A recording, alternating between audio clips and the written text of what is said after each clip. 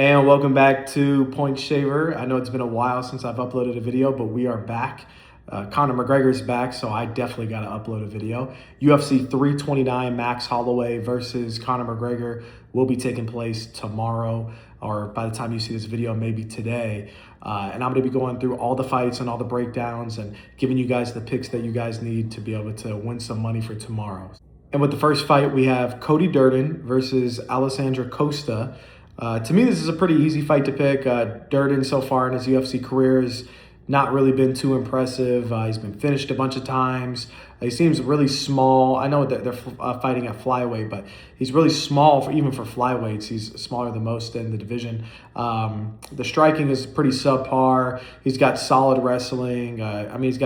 He's got a solid gas tank on him, and he's got a good heart, but nothing really that stands out to ever make me feel confident in picking him to win. And at least for Costa, he's a good striker. He's got jiu-jitsu skills. He can finish fights, and I just think for Durden, he's been finished too many times in his career, and I think Costa at this point of his career is just much better than Durden.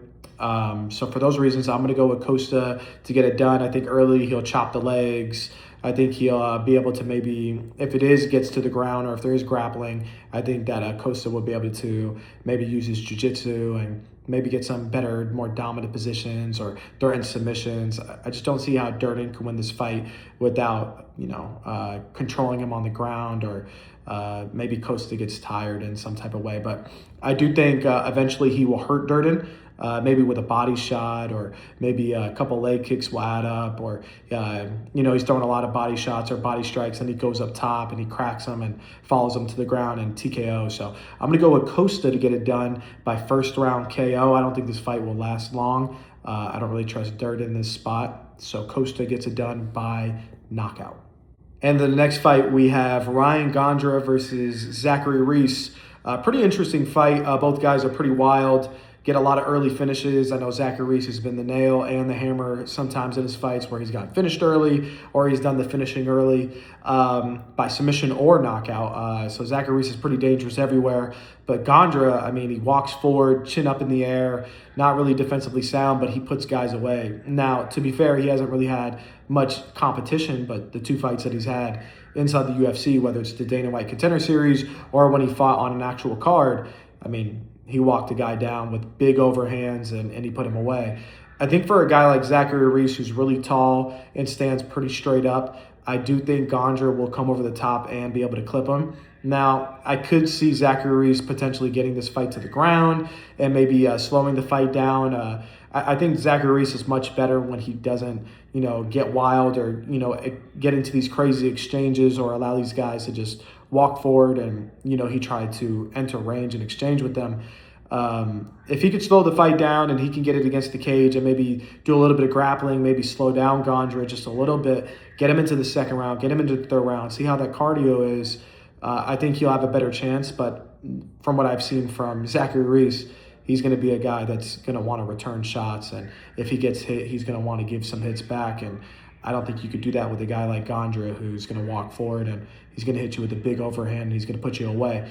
So for those reasons, I'm going to go with Gondra. I think this is going to be another first-round KO. I do think Gondra will walk forward. He's going to throw some crazy overhands, and he's going to clip Zachary Reese right on the chin, and I think he's going to put him away maybe within the first 2 minutes. So Gondra will win by KO.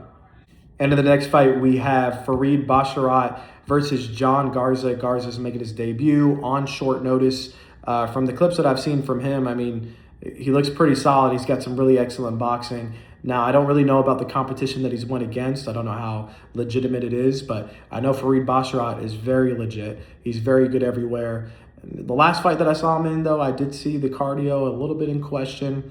I did see him losing, I think, the third round. I forget who was it against, but he did struggle when the fight did get a little bit competitive and hard. But the wrestling is there. The striking is very good. He throws a lot of straight shots, a lot of good kicks. And to be able to step it on short notice that Garza is, it's just a really tall task to have. But so far from what I've seen out of Garza, it's a lot of really good body work, really good dirty boxing. It's a lot of just up close and personal, just huge hooks, nice, just clean boxing out of him. But I do think Farid Basharat will mix in the wrestling, and I haven't really been able to see Garza be able to defend takedowns or do anything against a guy of that level. So for those reasons, I have to go with Basharat. I do think Garza's cardio will be able to hold up. He does seem like he's a guy that can go all 3 rounds. He fights hard. I feel like he's a lot of heart. I don't think Basharat will finish him per se, but I do think every round should be pretty dominant, or at least he's in control every round. So I'm going to go with Basharat just because of the short notice, and there's a lot to prove for Garza since, it's a lot of unanswered questions from him. There's some good tape on him, just not really some good opponents that he's been able to go against. That's not really his fault, but just based off of what we have to go with Basharat. I think Basharat gets it done 30-27. Maybe that first round could be competitive. Maybe the third round might be competitive too. Maybe Garza comes out. Basharat's been wrestling him the entire time. He starts to fade just a little bit, and you might see some good work out of Garza, but I do think this fight goes to decision. I got Basharat winning 30-27. And in the next fight, we have Damian Pinas versus Cesar Almeida. So this fight could end pretty quickly. I mean, both guys are really good on the feet. Almeida's a guy that fought, Alex Pereira back in kickboxing. I think he fought him 3 times. He went 1-2 against him. I mean, he did get a win over Alex Pereira in kickboxing. So that shows the pedigree and the skill that he has in striking. And this fight will probably be a striking fest between Pinas and Almeida.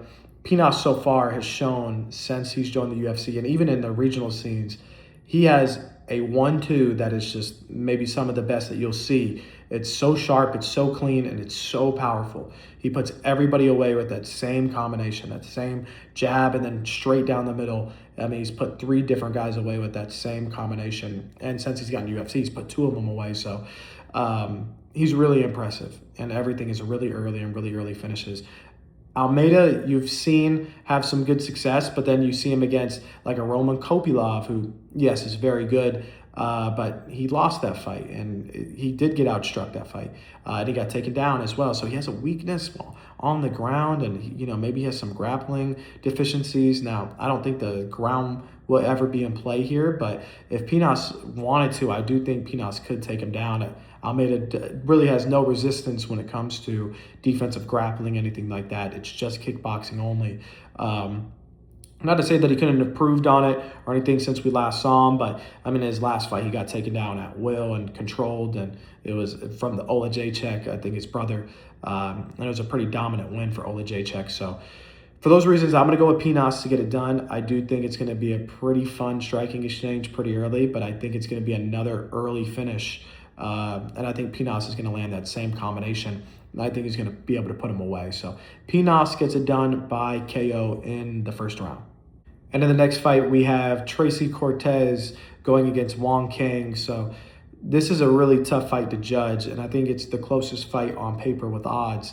The striking, obviously, you'll have to go with Kong. Her kickboxing is incredible. She's a very fast striker. She throws a lot of good kicks, and she's got a lot of power, especially in that weight class. And I mean, just for female divisions to begin with, to be able to generate that much power and be able to put those girls away, it's very impressive, and it's almost unprecedented how many actual finishes that she's able to accumulate so far in her career. She generates a lot of power, a lot of speed. Her kicks are phenomenal, and her striking, her combinations are they're very good. She's very crisp, very solid. She did have one slip up against, I think, Gabriela Fernandez. She got head kicked, she got dropped, and she got submitted. Not to say that was fluky, but I do think that's not a great representation of her. I think every fight since then has been able to show why she was such a scouted prospect, and why she might be able to jump the rankings and potentially fight for a title soon. She's very dangerous. Going against Cortez, who's pretty well-rounded everywhere. She's got some good striking herself, but really it's going to come down to the wrestling and making the fight a little bit dirty, and getting her against the cage and grappling with her, testing the wrestling, slowing her down a little bit, having her at least guess, or at least have it in her mind that she will shoot or she will go for some grappling. I do think Cortez in the grappling exchanges, obviously has the advantage. It just every fight starts on the feet, and will Kong Wang be able to use her footwork and be able to keep her at distance with her power to prevent Tracy Cortez from being able to shoot and try to get those takedowns? man, it's a tricky fight. Cortez has the experience and has definitely fought higher level competition. I mean, she fought Rose Namajunas for 5 rounds. I mean, she's a veteran. She's been in the big spotlight before. She's been there, done that. Now this is going to be Wang's first time fighting a girl, I think, inside the top 10 for rankings. So it's a really tough fight. I do think Wang has the advantage. I do think she's faster, a little bit more slick on the feet. Obviously, it's just going to come down to who's able to impose their will. Would Wang be able to keep it on the feet versus Cortez being able to get the takedowns? It's whoever is able to implement their game plan a little bit more. Now, well, obviously, I know that sounds like for anybody, but this is really just such a pick'em, and it's such a stylistic matchup, like a stylistic clash. For those reasons, though, I'm going to go with Wang. I think that the striking and the kicking and the damage that she's going to be able to put on to Cortez early, I think will have maybe Cortez second guessing on when to shoot and not wanting to really enter into range with Wang because she's so dangerous. I think it'll go decision. I think it could be a pretty close fight, but I am going to go with Wang to get it done 29-28 by decision. And in the next fight, we have Luke Riley versus Kai Kamaka. Now, for those who don't know these two gentlemen, this is going to be such a fun fight. Kai Kamaka just recently returned to the UFC. He had a really good performance, a lot of good striking exchanges. It was a really fun fight that he was just in, showed a lot of heart, good chin, really good cardio. He had really good body strikes as well. I mean, his boxing was phenomenal. And Luke Riley, if you don't know who that is, it's a big prospect on the up and on the rise. And he's really been able to put a lot of guys away. And he's got heart, he's got a good chin, he's got power, he's got really good striking. Now, he does have a really big deficiency in the grappling defense. We saw that against Bogdan, where he got taken down over and over and over again until he did, eventually get the finish. So I don't question the cardio. I don't question the chin. I don't question the power and the excellent striking that he has as well. I just think if Kai Kamaka has the ability to mix in just a little bit, just the idea of wrestling, or just the idea, show a shot, just go for the legs once or twice, get him thinking that it is possible that this could turn into a grappling exchange.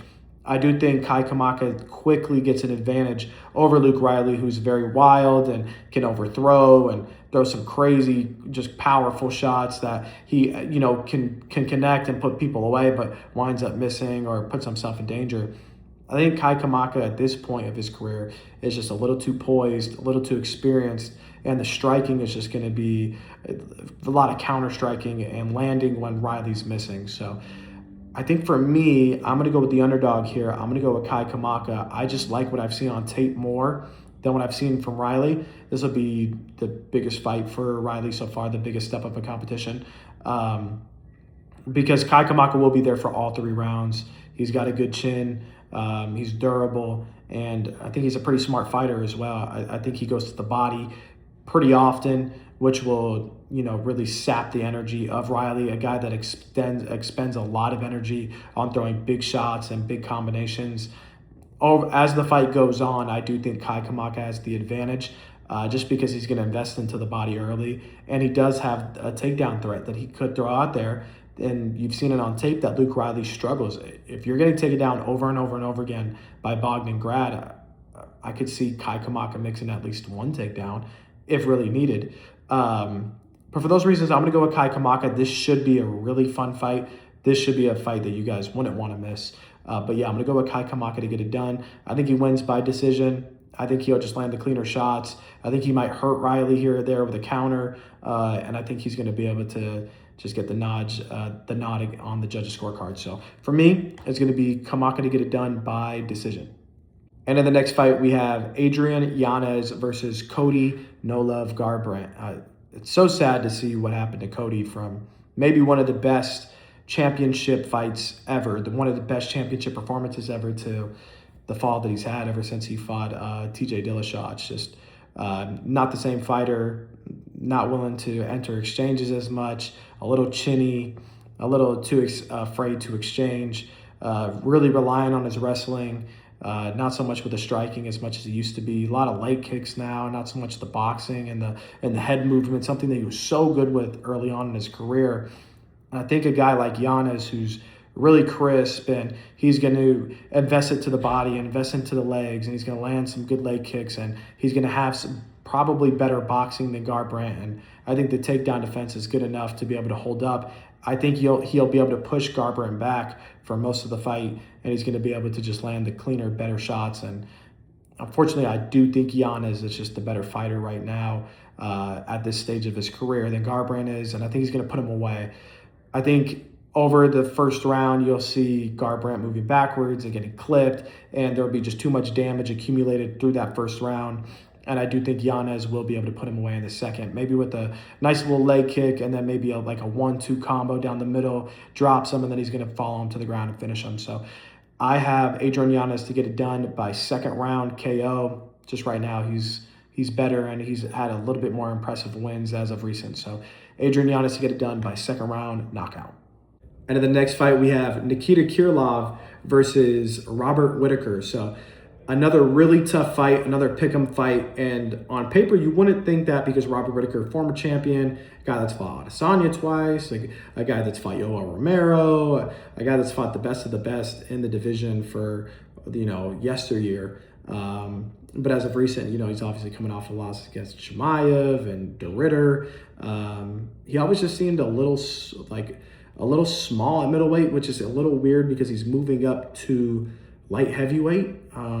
And Krylov is really big. It's the same concept of Cyril Gane and Alex Pereira, where Cyril Gane was a natural 250. He's just a big natural heavyweight, and Pereira tried to become a big natural heavyweight. Now, I know Pereira weighed more than him and everything like that, but he had to put on size, and Pereira is more of an actual 205er than he is a heavyweight.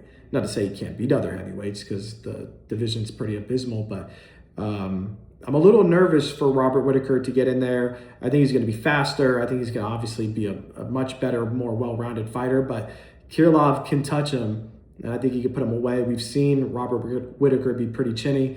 I mean, he lost to Adesanya by KO. He's lost to Dricus du Plessis by KO. He got cracked by De Ritter in their fight. I mean, he's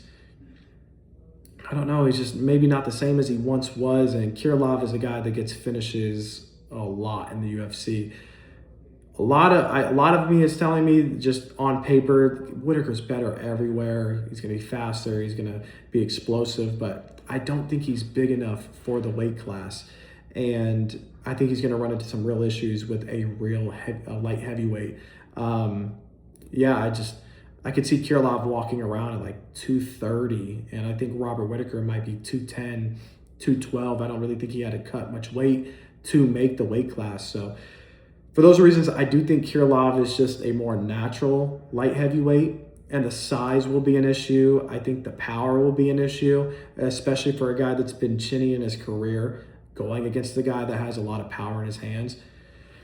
I got to go with Krylov. I don't want to go with Krylov, but I have to, just for those reasonings. I do think Krylov will get the finish. I think round one, Robert Whittaker will show some success. He'll be a little bit faster, a little bit more crafty, but I think Krylov will eventually catch him, and I think he'll put him away. So for those reasons, I'm going to go with Krylov to get it done by second round KO. In our next fight, we have a fun fight. We have King Green versus Terrence McKinney. This is a real what-if matchup. So if this fight lasts more than 5 minutes, King Green is probably well within control of the fight, dominating the fight, probably going to continue to dominate in the second and third round. But if it ends in the first minute, we all know who's going to win that fight. Terrence McKinney's known for getting those early finishes. Two really, really good strikers, two guys that are super explosive, and King Green does a lot of making you miss and counter striking, and he doesn't have the most power, but I mean, he's very technical. He has his hands down, which kind of scares me in a fight against a guy like Terrence McKinney, who's so fast and so powerful. Man, this is going to be edge of your seat watching type of fight.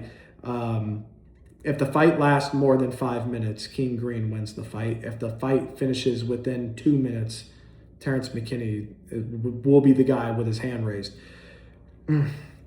The striking prowess of King Green is better. I think the technicality of King Green is better. It's just the level of athlete that Terrence McKinney is and how explosive he is the reason why he's so dangerous for a guy like King Green. This is such a tough fight. I think Terrence McKinney will be able to get it done. I think King Green is too willing to stand in the pocket and exchange with his hands down. And I think with a guy like McKinney, who's so fast and explosive and powerful, I think that'll land him into some trouble. And McKinney can also wrestle as well. Now, King Green can too. He's got some good jiu-jitsu, and he's got some submission wins as of recent. Man, it's a tough fight. I'm going to go with McKinney. I just think King Green's hands are just a little too low. He's too willing to, get into these exchanges, and I think McKinney will catch him and put him away. And hopefully there's no more feud. Hopefully they can go back to being buddies and friends again. It felt kind of like a weird, rivalry a little bit because, they trained together. I think they were friends at one point in time. Hopefully they can go back to being that. I don't really like this rivalry too much. It felt a little weird.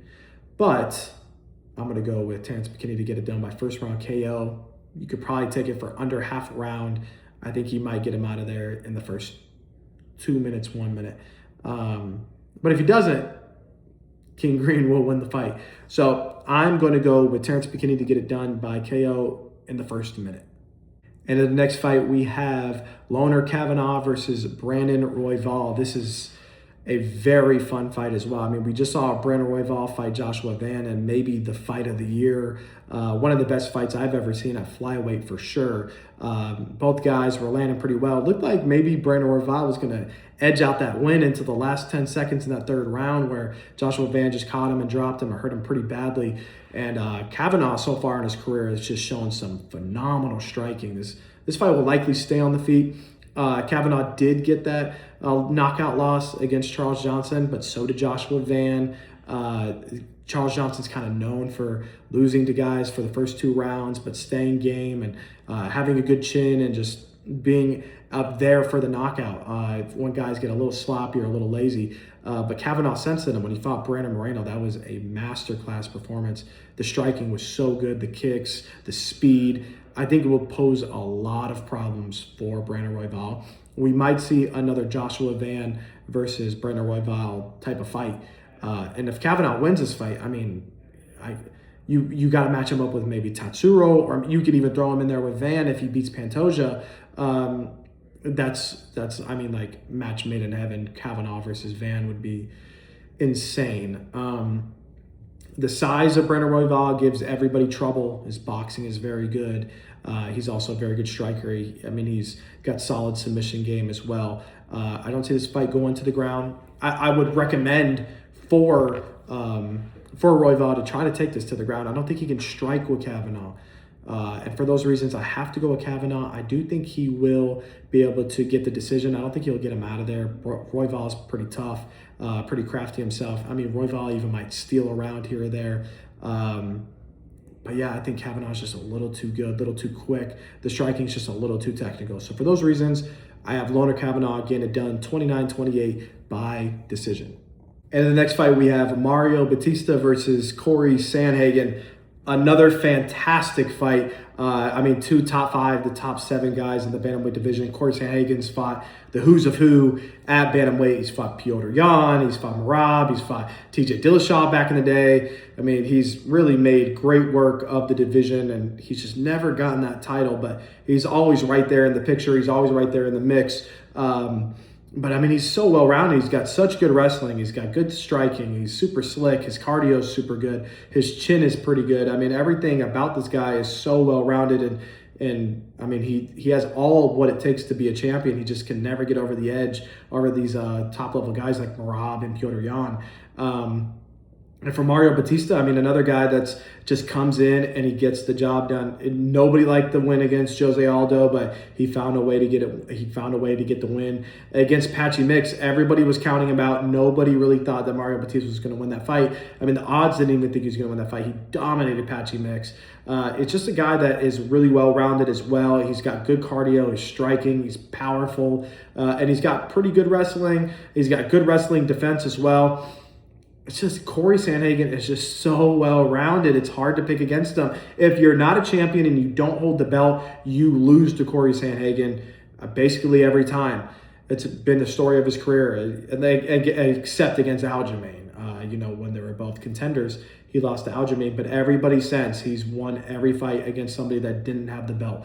So for those reasons, I'm going to go with Corey. I think the well-roundedness is going to be a little too much for Batista. He might just be, just a little late on the takedown defense, or he might just land a little bit better the combinations. I don't think it's going to be a blowout by any sense. I think it's going to be very competitive, but when the fight starts going well for Batista, I think Sandhagen will mix in some grappling and maybe get a takedown. And then when Batista's doing well on the ground or defending the takedowns, I think somehow Sandhagen will land the better of the strikes or land some leg kicks or do something to really just interrupt the flow of Batista.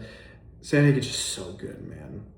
It's hard to pick against him. I have to go Sandhagen. It's going to be a decision. I don't see a finish in a 3-round fight with a Sandhagen fight or a Batista fight. I don't see these guys finishing each other, but I do think Sandhagen will get the nod on the judges' scorecards. I'm going to go 29-28, maybe 30-27, but a competitive 30-27 for Sandhagen by decision. And the next fight we have in the co-main event, Benoit Saint-Denis versus Paddy Pimblett. Super tough fight as well. I mean, you got two guys that are pretty wild, two guys that have good power, two guys that are both been clipped and both been, hurt before in the octagon. I mean, Benoit got destroyed by Poirier, and then Gaethje kind of destroyed Pimblett. A lot of those were some eye pokes, to be fair, but I saw Pimblett, I think it was the 4th round against Gaethje at the beginning of the year. I mean, he won a round against Gaethje where it was a barn burner, where it was just a lot of crazy action.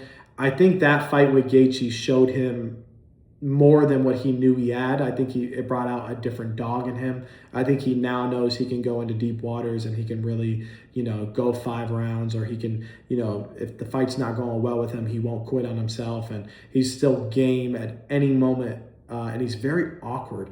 The striking is very awkward. It looks like he always has his chin in the air. It always looks like that he's able to get clipped or easily hit. But man, he's a very good fighter, and he can mix it in really well. Both of these guys are kind of like a mirror match in some ways. I mean, both guys can wrestle really, really well. Both of these guys have good jiu-jitsu. Both of these guys are pretty powerful. Both of them have kind of some awkward striking where they're powerful, but they can kind of get clipped, or they're a little exposed in the striking defense. Man, it's a tough fight. I think Benoit Saint-Denis is going to be bigger than Paddy Pimblett. I mean, Paddy Pimblett's huge for the division, but so is Benoit. Benoit could easily fight at 170. I think he could be fine. I think just because Paddy was able to fight Justin Gaethje and go 5 rounds, and he was able to win a round, and it was very competitive throughout the fight, I do think that gives Paddy an advantage and a little bit of confidence against a guy that, he fought Poirier, and he won the first round against Poirier, but then he got finished and smoked. That's another guy that got destroyed by Moicano. And I mean, the only time we've really seen, Paddy Pimblett struggle was in that early fight against, I can't even remember his name, Jared Gordon. That was a little bit of a weird fight for him. And then obviously against Gaethje, but Gaethje's the sitting champion right now, a guy that defeated Ilia Topuria and made him not quit on the stool, but made his brother, throw in the towel for him. Man, it's such a tough fight. Another really good matchmaking fight. One of these guys should easily fight for the title next, or a #1 contenders fight. I think Pimblett is just a little better.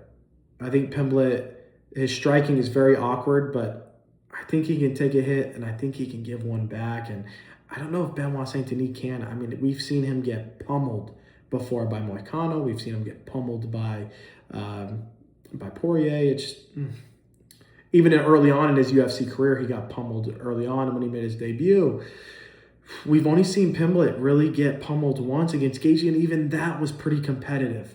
So I'm going to go with Pimblett. I could see this fight where Pimblett shows, because against Chandler, I mean, he really dominated Chandler on the ground, and he held him down and really imposed his will on him and really bodied Chandler pretty badly. And I mean, the King Green victory is just aging like fine wine every single day. Uh, I don't know, man. I don't know. I keep thinking about the Moicano fight where Moicano's in mount against Benoit Saint Denis, just raining down elbows, raining down strikes. I could see a repeat of that with Pimblett. I think Pimblett could get some grappling in. I think he could take him down. I think he could control him. I think he's just a little bit better on the ground. God, it's a tough fight. But yeah, I got to go with Pimblett. I think he gets it done by TKO. I think he'll be in mount, maybe in the third round, ground and pound. And I think he'll be able to put Benoit Saint Denis away with ground strikes. So Paddy Pimblett to get it done by third round TKO. And in the main event, we have Max Holloway versus Conor McGregor.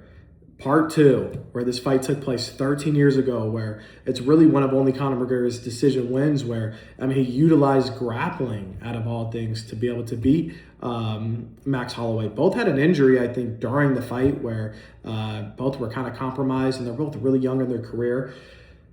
It's UFC 329, and 100 UFC numbered events ago was UFC 229, where McGregor fought Khabib. It really just goes to show you the longevity and how much he's really contributed to the game and how long he's been around for, even with the leg break, even with the sideline and everything. He's still headlining events against top-level guys. He could have chose a warm-up fight. I mean, he could have chose a guy that was unranked. He chose to go against, I mean, stylistically, it's one of the more favorable matchups because it's going to be against a striker. But, I mean, Max Holloway is a guy that can go deep waters, 5 rounds, a guy that might have the best cardio in the UFC or up there with one of the best, and a guy that's boxing is phenomenal, and he works the body well, which could really sap the energy of McGregor. It's just, we're so blessed and happy to have him back, McGregor. But I've been back and forth on this fight all week. I mean, McGregor has fought at 170, and he won the fight within a minute against Cowboy Cerrone. Now, Cowboy Cerrone maybe wasn't the best opponent for him to be in there. It's a little bit of a last-minute type of thing. But Holloway's never fought at 170, and he just recently made a change from 145 to up to 155. So it's interesting. It's interesting because McGregor has to cut weight to 170 now. And Holloway, I think, could just walk around at his walk-around weight and make 170. So in weird ways, obviously Max is bigger than Conor, but I think Conor will be bigger than Max just by pure mass and size in there. Max is taller and, looks more like a true welterweight, but I don't know. And the best striker that we've ever seen in the UFC is McGregor. I mean, this is a guy that went and boxed Floyd Mayweather for 10 rounds, and in the early rounds was beating Mayweather. This is a guy that is, every single time he stepped into the octagon, if it wasn't Khabib or, if it wasn't, Nate Diaz was a little bit of a weird fight. He dropped Nate Diaz multiple times, couldn't get him out of there. He lost won by decision, but jumped in against Jose Aldo, knocked him out. Chad Mendez, not really a great stylistic matchup against him, knocked him out. Eddie Alvarez, who is the sitting champion at lightweight, and there has never been a two-weight champion before, and he gets the finish over him in the second round, flawless victory. Even against Khabib, where Khabib was known to really never lose rounds. Once he got into title contention, he never really lost rounds, and Conor won the third round against Khabib after being mauled for 2 rounds with the wrestling and the grappling. He's a special fighter, and I think people forget that, but he's up against it. He is off of a leg break. He's off a 5-year layoff, and he's going against a guy that was just the BMF title holder, a guy that has the most significant strikes in UFC history, a guy that's well within his prime, a guy that's bigger than him by sheer size, and has better cardio than him. And he's going to have to do unprecedented things multiple times. So when Anderson Silva came back and fought Uriah Hall, who wasn't really that high level of competition, and never a guy that was really ever going to fight for a title, and he did fight Jared Cannonier as well, who did end up fighting for a title, but you don't really consider Jared Cannonier to be this elite, great fighter. He got finished in both fights. Then you think of Chris Weidman, he never looked the same. And I think he had a win against Bruno Silva, but there was a lot of controversy with the eye pokes and stuff. And I mean, Bruno Silva is a guy that's never even been ranked, I don't believe. So you're going against the guy, and Max Holloway, after a leg break and 5-year layoff, it's just such a tough task. And he's doing it at a different weight class than what he was originally in when he broke the leg. He fought Poirier at 155. He probably should be at 155. He's now fighting at 170. I wonder what the transition is going to be. I've been wanting to think McGregor is going to win the fight because the power, I think, will translate at welterweight. I think with Conor and his striking and his technicality, I think it's so good that he'll be able to land on Max. And I don't think Max has ever felt the power of a guy like McGregor, and he's never fought a guy that was a 170-pounder. So I think the power is just going to be a little bit different.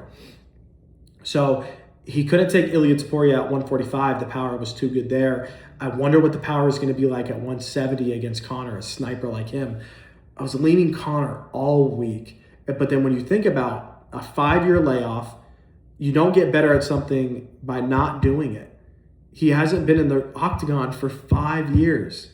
He's going against a guy where it's a 5-round fight, not a 3-round fight as well. So if the fight does play out longer than 15 minutes, how is Conor even going to fare? Will he have the stamina? Will he have the cardio? We know Max loves to go to the body. We know the boxing and everything and the forward pressure and the combinations. He's not going to let you rest. It's such a weird fight, man. And I think it's the best stylistic matchup for Conor to win within the first 10 minutes. But every minute after that, it's Max Holloway's to lose. I've been on this fight just back and forth, just not knowing what to do. I keep leaning back to Cyril Gane versus Alex Pereira. Alex Pereira was going to do something unprecedented by going and getting a 3rd belt. I chose Cyril Gane because it's never been done in the history of the sport. You would want to lean on the side of history where, hey, this has never been done before. So I'm going to choose the guy to not allow history to be made. And ended up Cyril Gane winning and, pretty clearly knocking him out. It's some controversial back to the head shots, whatever. But, I mean, he pieced up Alex Pereira. And, it was really an obvious pick. McGregor would have to do more than just one unprecedented thing. I don't know of a guy that's had a layoff for 5 years, and I don't know of a guy that's had a leg break going against a guy of this level of competition and winning. That's 2 unprecedented things. I think in the side of history, you can't bet on McGregor here. And I think Max early on just has to survive the early onslaught. It's going to be ugly early, I believe. I think McGregor will find timing early, and I think he's going to land some very powerful shots. I mean, even in the Poirier fight, when he was fighting Poirier, he was landing some really nasty shots. Now, Poirier started dominating him on the ground. Both guys probably won't go to the ground. I think if anybody will go to the ground, I think McGregor will take down Max. I think he's probably got the better grappling than Max does after I just saw what happened with Charles Oliveira. And in the first fight, I mean, Conor McGregor had the wrestling as well.